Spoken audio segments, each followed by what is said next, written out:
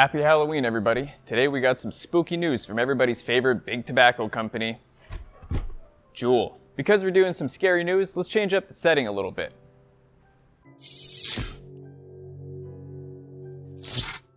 So I originally didn't even plan on making a video today, but this is something that needs to be talked about.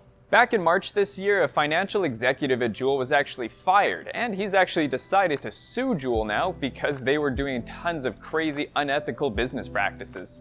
Other than the main part of the story, one of the biggest things that stood out to me was the toxic work environment that everyone was in, which was allegedly created by former CEO Kevin Burns. And if you didn't know, Kevin Burns actually just stepped down from his position last month, and now someone from Big Tobacco is running the company. Allegedly, he was running the company at a win-at-all-costs reckless fashion, that way they could achieve that #1 market position. Juul's actually claiming that Brea was fired because he wasn't fulfilling his duties. However, Brea is actually saying that the reason he was fired was because of the whistleblowing he was doing and, of course, protesting all the illegal practices that was going on internally. But what exactly is this big scandal that I'm talking about?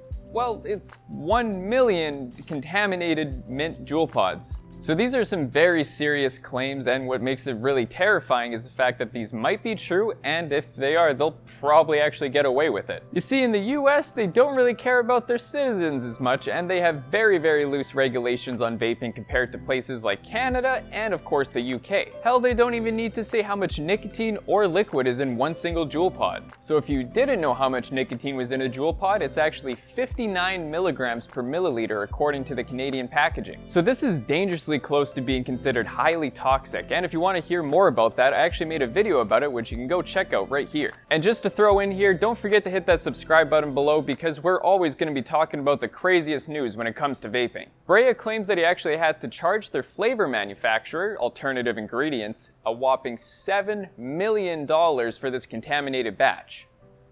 And then they just swept it all under the rug. Another thing that they don't need in the States is actually expiry dates on their vaping products. I mention this because Brea was actually protesting to get expiry dates on each package because apparently they were actually repackaging extremely old pods that were either expired or near expiry just to resell them as brand new.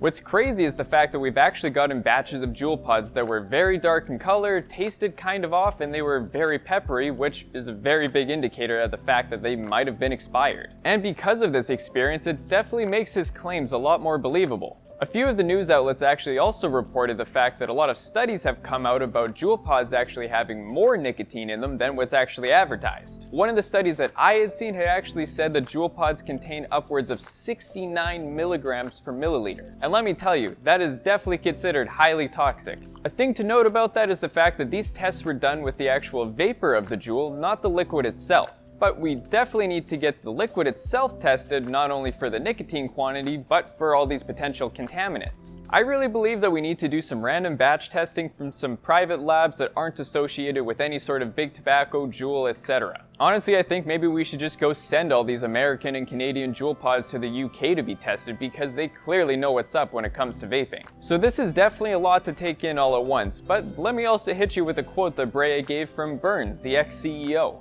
"Half our customers are drunk and vaping. Who the fuck is gonna notice the quality of our pods?"